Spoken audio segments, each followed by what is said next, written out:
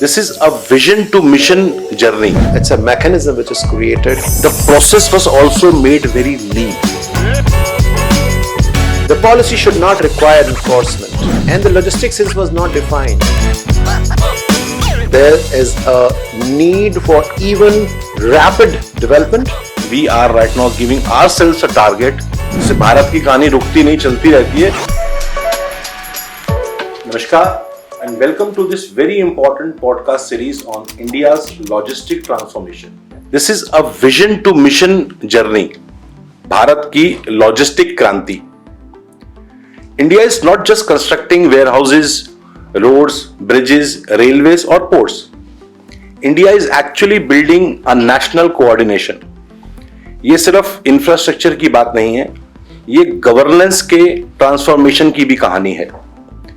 From a national vision at the top to mission mode execution on the ground, Bharat की logistic journey अब एक राष्ट्रीय movement बन चुकी है.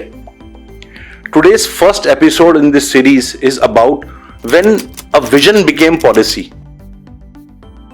This episode focuses on the very important starting point, a vision and a policy architecture. How did India, under the guiding intent of political leadership, transform the way this country moves, the way goods move, the way our products are moving, the way we are targeting to reach the world? And how did this country arrive at the national logistic policy? This particular episode will focus on that. ये यात्रा अगर हम कहें तो सड़क से start नहीं हुई. ये केवल सड़क बनाने, रेलवे बनाने, पोर्ट्स बनाने की सोच नहीं थी. ये राष्ट्र निर्माण के संकल्प से शुरू हुई यात्रा है. Today's conversation explores the policy foundation that turned logistics sector from a cost burden to a strategic national mission. And for this, our speaker today needs no introduction for anyone tracking logistic reforms very closely. Dr. Surendra Ahirwar, former Joint Secretary, Logistics Division, DPIIT. He is among those officers who saw this reform not just as a file movement, but as a national movement.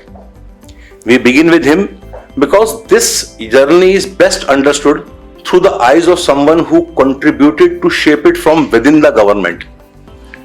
Welcome, Dr. Ahirwar, sir. Thank you. Sir, if I may say very responsibly, you and your team, उन्होंने इस policy को कागज पर नहीं, इस देश के system पर लिखा है. This entire journey has changed the way a nation of this magnitude like India should conceive an idea, plan it, deliver it, and then make sure it is executed at till the last 0 mile. अगर हम हमारे logistic की भाषा में बात करें, from 0 mile to last mile of a project planning, how it has to be done, this policy for me is an epitome of that. अगर हम बात करते हैं एक मैंडेट की, स्टार्ट हुआ ये मैंडेट के साथ.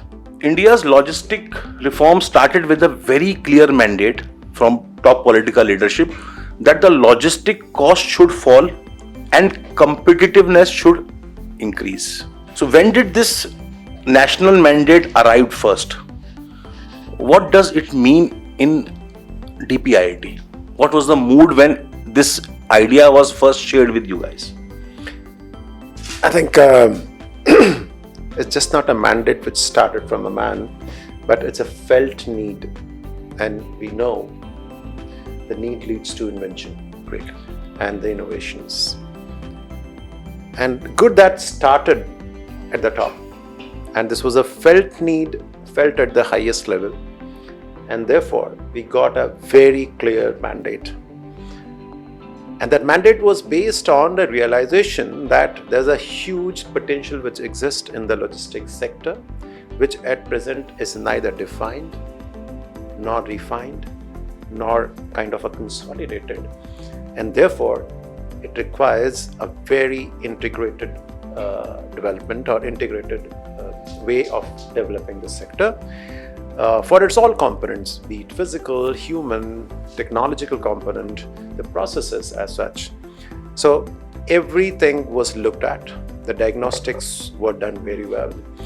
And when we received the mandate as part of the Ministry of Commerce, the first thing was to create a very lean institutional structure within the Ministry of Commerce and Industry.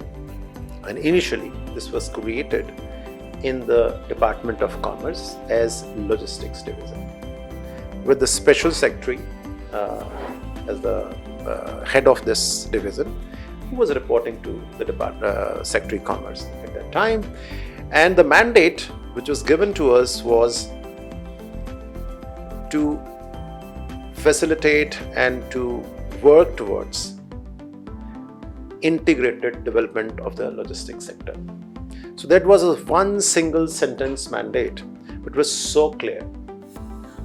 And we kind of unbundled this loaded single statement into integration of what? Whether integration of just physical infrastructure, or integration of processes, integration of technology pieces, or integration of the human resources, the skill set which was available. All these things were looked at, and then we started working on two fundamental initiatives. One is the policy initiative, another was the creation of a digital platform or a portal at that point in time it was called. So sir, if I may say, this mandate or this reform did not begin with talks about trucks, roads and warehouses. It started with a leadership vision. So viewers, जब नेतृत्व दिशा देता है तब देश गति पकड़ता है. This for me is the crux what Dr. Ahilwar said about how this mandate was introduced and how it was planned to create the architecture. Sir, when this national logistic policy was first conceptualized, what was the core problem statement that India needed to focus and resolve? Yeah, the aspiration was to maximize the output from the potential capacities which was existing. And the basic realization was that the entire sector is at present is more of in a fragmented state, right? So the first task which was assigned to ourselves was how to bring all the pieces together, consolidation, integration, and then identify the factors which can be either overcome or which can be created to ensure a very smooth transition from this fragmented, underdeveloped, inefficient ecosystem to more developed in terms of the capacity, more integrated and more efficient ecosystem. And sir, how did you ensure the policy aligned with Prime Minister Office vision of an integrated infrastructure and ease of doing business? Because ease of doing business is something that is actually helping Indian entrepreneurs as well as foreign investors to be more assured about India. Ease of doing business. And this particular phrase I have been listening and following during the entire journey of national logistic policy, sir. You know, when you tend to think about creating ease of doing business, I'll have to identify the dis-eases, right? We definitely did that diagnosis, right? So my medical background did, came handy for me, and we really focused very intensely on doing the diagnosis right. All right, and we realized. And also we had a very clear mandate from the top as well. And it's just not a mandate, but a vision shared, and which was based on insightful understanding of the sector. That's really appreciable. And you know, when the vision of the leadership is clear in their own heads and also it is clarified to the people, to the team, the job becomes much easier. And that's what we felt. We were ourselves feeling ease of doing governance, or maybe the ease of decision making, and we really could use that in a most effective manner. And every aspect, therefore, be it about infrastructure, dis-ease at infrastructure level, dis-ease at technology level, or digital technology for that matter, dis-ease at skill deficit level, right? Or dis-ease at the processes within the government or the government and the citizenry, government and the business. So we looked at every aspect of the so-called the diseases which was prevailing, and then we try to address each of them through various means. So we can say that policies are not just documents, they are actually the architecture of national intent. Absolutely. If I may say, नीति कागज पर होती है, कागज नहीं होती, राष्ट्र का ब्लूप्रिंट होता है for future. Sir, coordination, you have used the word fragment, it was fragmented, you have to integrate it. So logistic touches railways, highways, states, federal departments, ports, almost everything. So how did this political clarity and mandate help you to enable inter-ministerial coordination at this scale? See, coordination, collaboration, cooperation, all these three C's, they are much facilitated, if again, I would say, there's a clear mandate, all right?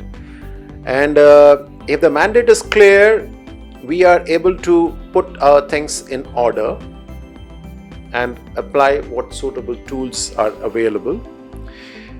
And to talk of the brass tacks, the coordination was in a big way facilitated by the technology, right? And we also kept always in our mind that this coordination should not be a kind of an enforcement, right? This coordination should be a kind of a not only self-driven, but also a willing cooperation, right? So it was like we thought about other ministries, other departments, or every department or state government which is involved in the logistics ecosystem about what they want and what they would want, right? Whether they are not willing to cooperate or they are not able to cooperate. So we realized that everybody was willing to. Maybe not habitual to cooperate. I mean, this habituation is outcome of unwillingness plus inability. So we realize that it is not about unwillingness because of which they are habituated to not cooperating, but because of inability. There is no enabling mechanism created, probably either through the technological, the platforms or the portals or infrastructure for that matter, or maybe the processes are not streamlined. There are archaic processes also. So we did a huge exercise of, weeding out unnecessary processes which are there in terms of the documentation. So the first exercise, or first of the exercises which we initiated in logistics division in year 2018, the first half of it was about simplification of documentations which are related to the transactions between the government and the business and the customers, or the government and the citizens. That means, sir, what you said in your starting remarks, that the mandate was, or the planning, how you started was to create a very lean hierarchy. So that means once you started with that lean hierarchy, the process was also made very lean, less heavy, less documentations. Lighter process, you can say, yeah. So that means the PM GatiShakti is not merely just a platform. It is actually a mindset of integrated India. Could you say that? And this scheme is actually a national operating scheme as well, because maybe people were hesitant or not habitual, because nothing of this magnitude covering all the states, all the departments, ministries was ever before launched. So we can say that very well that this was the scale and the magnitude of this particular scheme required all the states as well as all the departments to integrate themselves and show a harmony for the best results of everybody. True. I think it won't be very appropriate to call PM GatiShakti National Master Plan Initiative as a scheme. Not at all. In fact, it's a program, it's a mechanism which is created for governance of almost the entire logistics sector as well as even the supply chains, right? And it has created that mechanism, a mega mechanism for ensuring that coordination, a willing coordination and cooperation among 45 plus ministries in the government of India and all the state governments and the union territories, right? It's that mechanism which has catalyzed coordination and cooperation in an unprecedented manner and of a huge scale. Today, for small data points for which we were writing or communicating with the ministries, one ministry is talking to other ministry, or maybe one ministry talking to 25 or 30 odd ministries, seeking basic fundamental information from those valid resources or the sources, and it was taking a couple of months sometimes, right? And still the information was not completely available. The data was a far cry. We might have had the information but not necessarily the data or the complete set of data. Today, almost every relevant data required for planning of infrastructure pertaining to any ministry out of those 45 odd ministry, or maybe now by now there are more than 50 ministries, right, or departments. That data is available, readily available at the click of the mouse, and that too, right, verified at multiple levels. Multiple levels verified, certified. You don't need to cross verify with other department whether this department what is saying is correct as per your perspective. So sir, if just to finish up this particular session of planning, what are you as an individual, having worked so closely in this, are most proud of the planning phase of this program? See, the most important and I would say the most cherishing aspect of PM GatiShakti National Master Plan is the decisions are data based. The decisions are not based on hunches. The decisions are not based on idiosyncrasies of the individuals sitting at different planning positions, right? And this has led to really a much more efficient planning of the projects. This has also ensured that so-called the cost escalation which would have occurred because of poor planning. This has also facilitated the implementation of the projects and a proper implementation of the project, timely implementation of the project, relatively definitely. I cannot say that it has acted as a magic wand for that matter, but definitely I can vouch for there has been at least 30 to 40% improvement in terms of implementability of the projects once they are planned on the PM GatiShakti National Master Plan platform. So that's the greatest ease of decision making, I always call, and the ease of governance, right? It's not only ease of doing business which is important. Governance transformation. Yeah. Evolution of governance. Exactly. So the transformation in a way that the government side is also having a greater ease of governance, So the ease cannot be shared with you if I am a diseased person, right? So if the government side is also at ease, I can say that the government can share that ease with the business as well. So this is how the ease of business has been enhanced through this mechanism. Of course, the creation of assets, creation of infrastructure, creation of additional capacity has increased your convenience, your ease, your efficiency, whatever is required for the business. So this reminds me that a very powerful national truth, that this logistic reforms did not begin just with trucks moving faster or railways reaching to 0 mile or last mile. It actually began with the nation thinking together to follow a shared national vision. तो हम ये कह सकते हैं कि ये यात्रा सड़क से नहीं, एक संकल्प से शुरू हुई. बिल्कुल सही है. और हम कह सकते हैं कि लॉजिस्टिक सेक्टर सिर्फ स्टील सीमेंट से नहीं, मजबूत इरादों से एक्चुअली मजबूत हुआ है, फौलादी इरादों से. That's great. So sir, till this section we explored how a national vision turned into a national mission. Now we'll move ahead to see how this intent became impactful.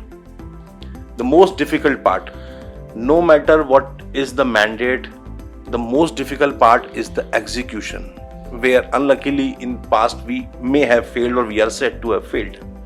So now we'll move on to how this policy moved to performance. Yeah. How all this effort that was gone in creating a mandate, creating a policy architecture, how it was brought to the last mile, how it was brought to every department, the policy matter, how you executed sir that, how this platform like ULIP and PM GatiShakti deliver coordination at this scale. See,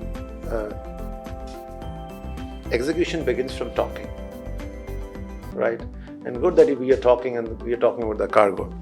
It's wonderful conversation, I would say. And when this conversation began, let me tell you, it reached its crescendo maybe around 2020, right? And then this was a kind of a thought out strategy that we have to communicate our idea. Communicate with the entire ecosystem, be it the government, be it the business, the industry, the state governments, the union territories, ministries, other ministries within the government of India. It was a Herculean task, right? So these were the basic operational challenges. We started with communication. That's why I said when we started talking about cargo, because before that we always been talking about the passengers and the logistics, the passenger logistics, right? Or passenger transportation logistics. Who can agitate? This was like who can agitate, who can speak themselves. The cargo doesn't speak. And good, you have this name as well, the CargoTalk and the Cargo TV, right? So this conversation started actually in 2020, more intensely, and it reached its crescendo, especially during and post-COVID. All right. So once this communication was effectively done in a very, very planned manner, then we started rolling out things, the real initiatives, which may be related to the digital initiatives, which may be related to the policy initiatives, which may be related to the human resource development or the skill development, right? Most important. And for this, we also talked about standardization. If you remember, warehousing standardization, we made out a handbook, or that was again a digital version of a handbook for warehousing standards. Sir, I'm proud of being the team, Warehousing Association of India, right? That created so it. Warehousing Association India played a very catalytic role in that case. So this was again intervention for taking this communication, this passage forward into the industry, right? And this was a good kind of PPP. The business, the industry, especially the logistics sector, business or the industry leaders, they became the messengers and the ambassadors of the logistics sector. And I won't say they were representing the government. They were representing their own sector. And they became the ambassadors. And you guys have really done that job so very well. So once the communication was done, adequate sensitization was done, we rolled out ULIP, we rolled out PM GatiShakti National Master Plan, we rolled out that National Logistics Portal Marine, which became Sagar Setu later. Then there was IceGate, which was already there, and there was much more integration among these platforms. ULIP expanded further to maybe 35 to 36 departments and ministries whose digital platforms or the portals have been integrated to ULIP. So the API revolution which started in the digital sector, especially logistics, digital public infrastructure. So this was a big rollout in the logistics sector. Then the PM GatiShakti National Master Plan was launched in 2021, which led to a kind of revolution in the sector of development of infrastructure of all kinds, be it road, rail, shipping, air, aviation infrastructure, so and warehousing as well. So every infrastructure which constitute the logistics sector was looked at and very actively, proactively planned, right? And then we also introduced the skill development courses through the help of the Logistics Sector Skill Council, right? And there were curriculums which were developed. There were the qualification packs which were developed for different sectors, right? Then we also introduced about in 100 plus universities and educational institutions, higher education, right? The courses related to logistics, related to supply chains, right? Then we took it further to the states. The states started having their own logistics policy. They gave logistics industry status, right? They started having their own logistics platform. They have today their own GatiShakti National Master Plan, State Master Plan platforms, which are all integrated to the National Master Plan platform. So there's a web of platforms today. So this brings me to my next question. Prime Minister Office and obviously all other ministries in central, they often emphasize on state-federal cooperation. Were there any differences in some certain states adhering to these PM GatiShakti Master Plan or coming into this fold of cooperation? And if there were any, maybe because of their readiness as per their infrastructure or their perceived and deemed need for being a part of this program, how did DPIT manage that? I think it was not needing a management. DPIT was not having any wherewithal, even an intent to manage the governments.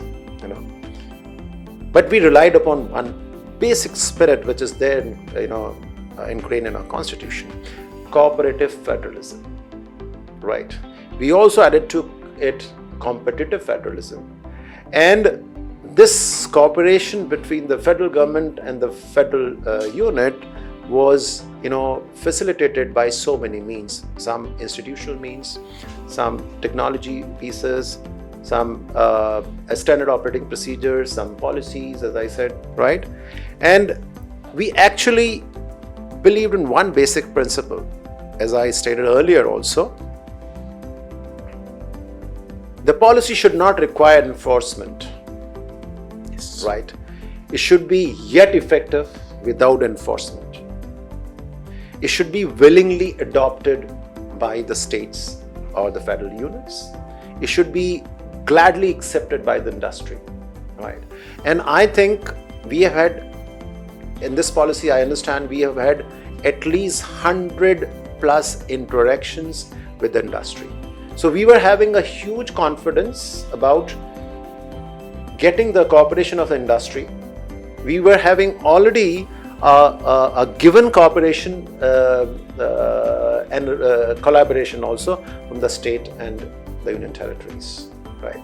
And this, again, we did use some nudges in form of the technology. So if we have created a platform, the states were ready to participate in it or join or come on board. If we have created a policy at a national level, the states were ready to make their own policy for the logistics at the state level. They just looked at the national logistics policy and not exactly adopted the same policy, but they have customized it to their own state's requirement. So there was a complete collaboration and cooperation through various means. You must be also remembering the LEADS exercise, logistics ease across different states, which is again that promoted the competitive and cooperative federalism. And today, by just virtue of that exercise, the states have risen from their level of 2018 or before 2018 to almost 30% plus in terms of the efficiency in the logistics sector. You also would be aware the logistics cost in the country has either come down or has been assessed right at the level of about 8 to 9% of the GDP. I would go with the second option, sir. Yeah. Okay.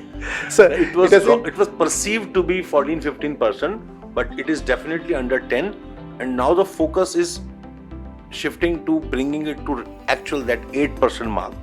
Logistics sector was not defined. Yes. And the logistics was not defined. Therefore, the logistics activities were also not defined. And without the definition, somebody has calculated the logistics cost. So what that cost pertains to, right? It was not even clear. And there was no data-based approach while calculating the logistics cost, right? And therefore, we came out with a proper framework after defining what logistics is. What are the components or sub-components of the logistics? But it again takes us to that route of first diagnosing, then analyzing it, and then thinking about what could be the right resolution to that. So, sir, like all these initiatives received very healthy, competitive and cooperative response from the states. How would you rate the response of the private players in it? And what is the role that you foresee for our startups, our technology providers, private freight operators, and all the private side of stakeholders in the next phase of transformation? I think we have, as I said earlier as well, we have received full and the fullest, I would say, the support and the cooperation or the collaboration from the industry side. As I said, in particular logistics sector, but definitely not confined to the logistics sector, we got good cooperation from even the manufacturing sector, the IT sector, agriculture sector, right? And there has been a good acceptance of the logistics policy and the initiative under this policy, including PM GatiShakti National Master Plan. So industry has joined hands with us and they have taken forward the cause of this logistics. And I was really pleasantly surprised to understand that the first acceptance about the recently objectively assessed logistics cost came from the industry. And let me also further tell you that while calculating the logistics cost, it was not the calculation on a calculator of the DPIA. It was a calculation which has been done collectively by the industry and a much, much greater participation of the industry. So, because they know where do they incur the cost. And we also ensured that the logistics cost, when it's being assessed by the industry, there should be both the sides, the supply side of the logistics and the demand side. So there was quite an equilibrium which was attained through this thing and validation from both the sides. So actually, when reforms are backed by national commitment and good governance, cooperative governance, like you said, no part of this whole reform or program was meant to be implemented with force or by responsibility or accountability. It was also willingness. So actually, when such reforms are brought about in the market, the industry responds with open hands. True. They truly believe that the government or administration is not our ringmaster, they are our mentors. और sir वही ना, not just several department and ministry, when ministry, department and private players, the entire country when things together, then we are bound to get good results. True. So, sir, finally, and I'll just add to that, there are governments who does not listen. There are governments which listens but does not understand. There are governments who listens, understands, but then does not act. Right? But today what we have as a strength today at the national or the states level is the government is listening, government is understanding, government is ready to act and also acting. There's a big change in this country if we look at the governance sphere.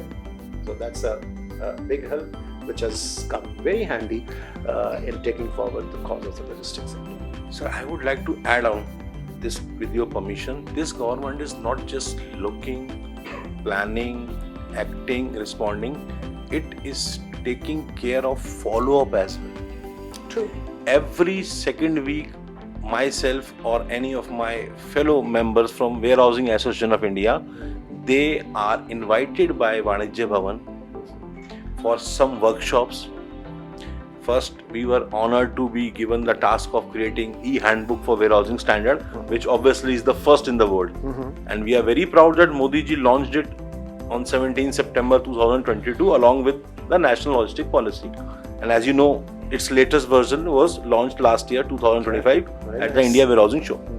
Then we were given the task of doing that ease of doing business study, which we discussed. Then we are currently, finally, we have submitted our final draft of warehousing grading and rating system. Okay, that's good. Congratulations. On 19 January itself, we have submitted our final draft. Then we have been asked to be ready to prepare now, analyze, review and do study of warehousing intra-warehouse operation mechanism. Like we have done an e-handbook on warehousing standard, how a warehouse should be established. Now we are being asked by the ministry itself to prepare ourselves, buckle up and create a mechanism how operations should be done inside the warehouse, or a multi-modal connectivity between various components from private side of warehousing, like a trucking company or a custom clearance guy. So this government is actually following up. Right. वो एक बार सोच के file बना के बैठ नहीं गए हैं. इस फाइल में लगातार एडिशंस हो रहे हैं. This team is evolving itself from government as well as private level, that this we have achieved. This is also something which we can do.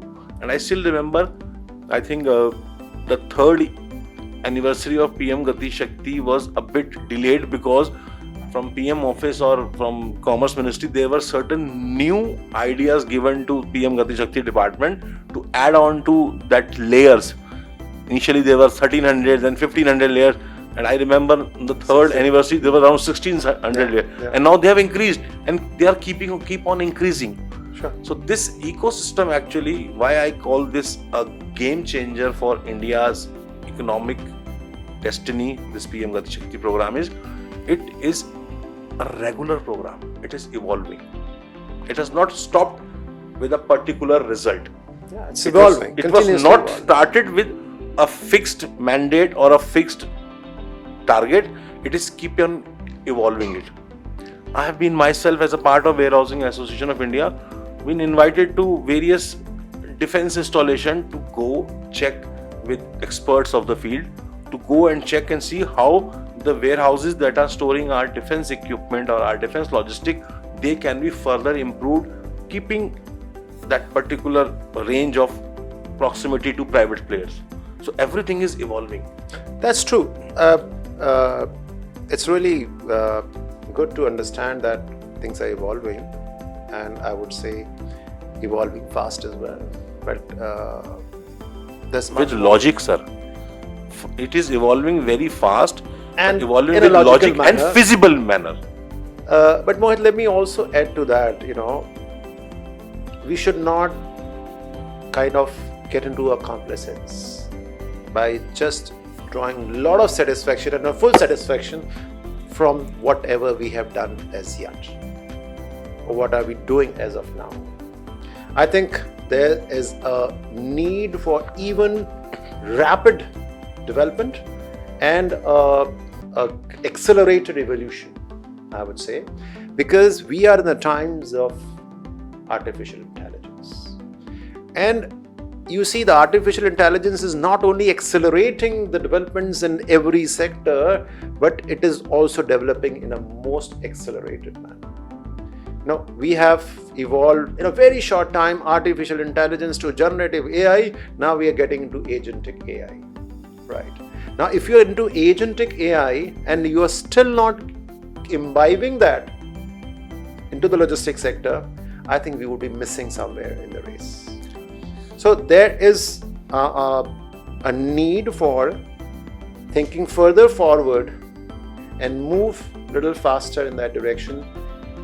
It applies to even GatiShakti National Master Plan. It applies to even ULIP or any such platforms in the logistics sphere. Right? They must get into, that AI revolution, and they must avail all those applications which are possible today to be adopted. And I can tell you, it is not again the end also in terms of the process or techniques.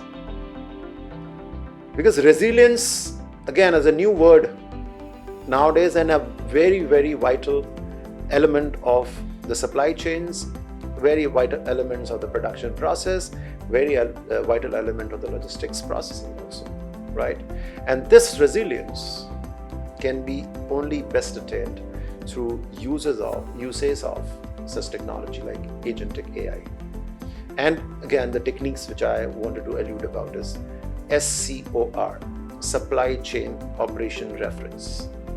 And this is a new technique which actually can impart or actually enable management of resilience in the supply chains. And I'm just not talking supply chain at the enterprise level.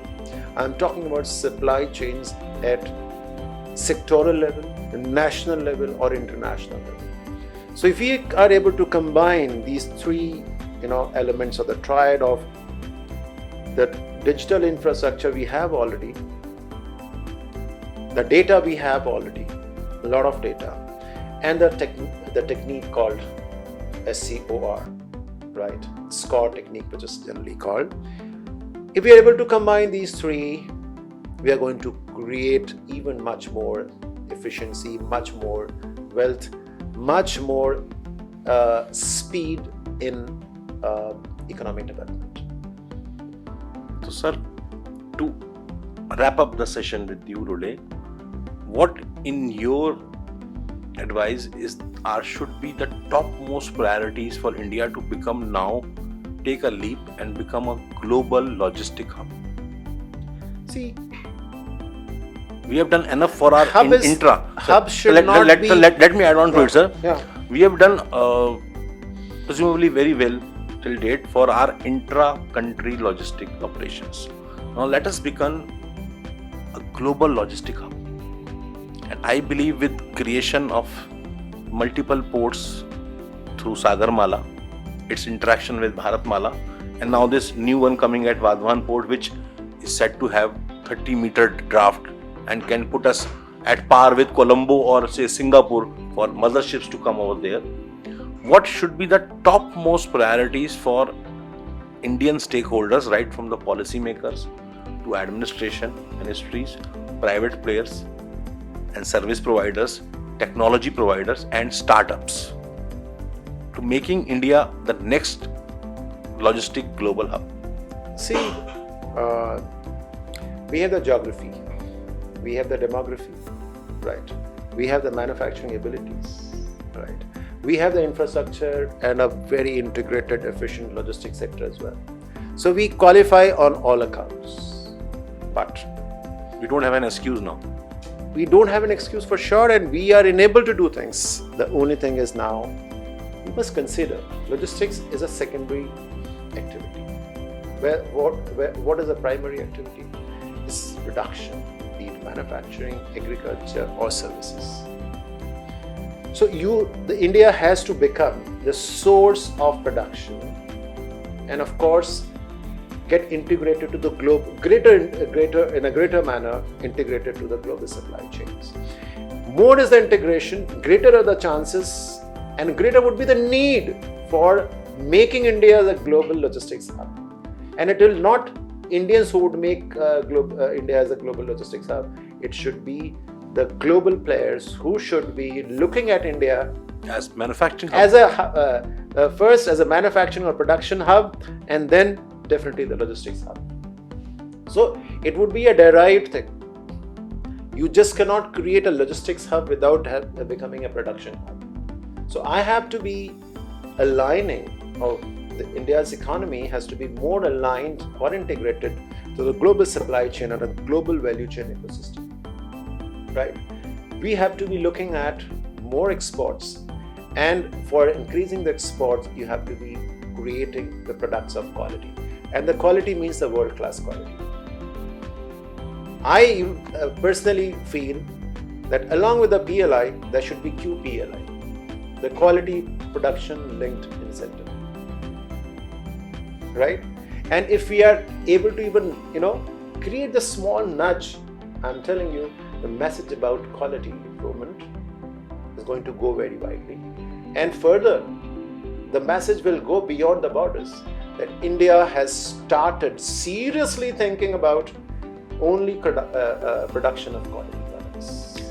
International And that will definitely make India, and I wish... I can relate to what you have said, sir. In my recent interaction with international players, during my trips abroad or when we have hosted them in India, they are now very well assured and appreciative about the change in infrastructure, which is the pace. Yes, somehow in their polite, humble, professional manner, they do still question about a blanket policy of quality production. They don't say that India doesn't produce good quality, but on the whole, in the general, as a national policy, they are still waiting, or they are more assured than us, I would say, that very soon, once this infrastructure layer has been created, now we will use this and our human resource, our ability and technician to create quality work as well as a norm, so that we can say that this is a Japanese quality of, say, or a Swiss. When you go and purchase a watch, it has to be a Japanese or a Swiss. So we need to create that benchmark in the world, that yes, India has that gold standard in manufacturing and logistics service handling. So there is no point we will be a global logistic hub very soon, sir. We would be. See, it's not that we do not have the strategy behind, but there are certain strategies, more than spoken, they should be acted upon.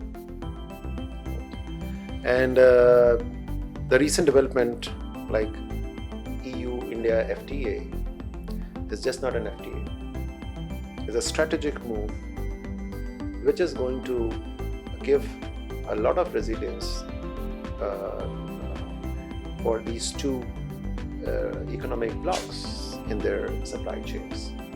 And this is going to also translate into your aspiration of making India into a logistics hub.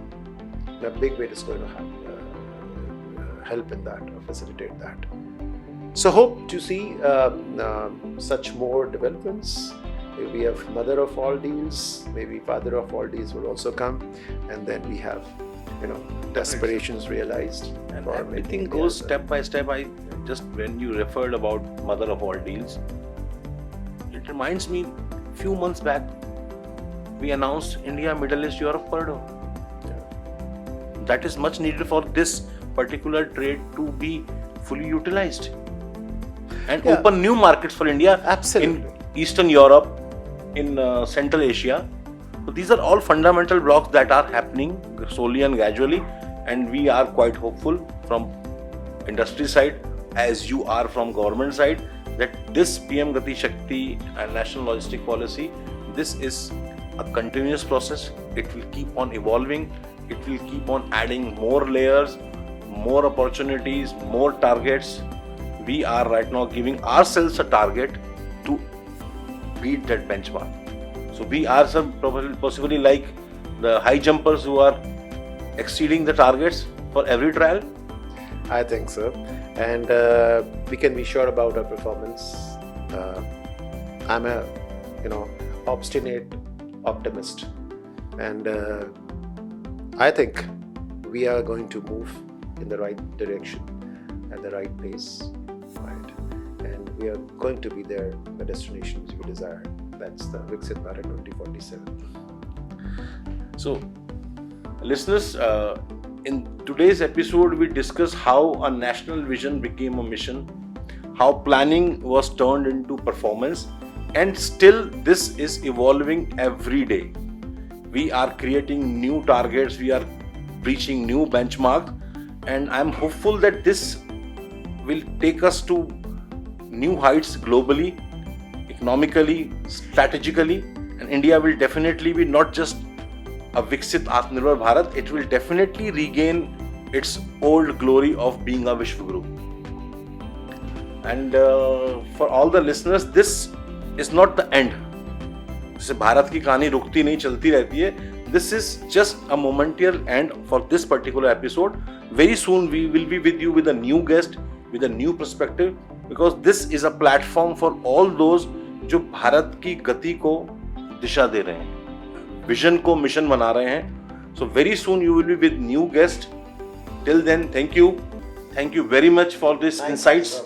You have cleared many things which still, after being so many years in this field, I may not have been aware about. So thank you very much, sir. Thank you, Mohit. Thank you, Cargo TV, for catalyzing this conversation.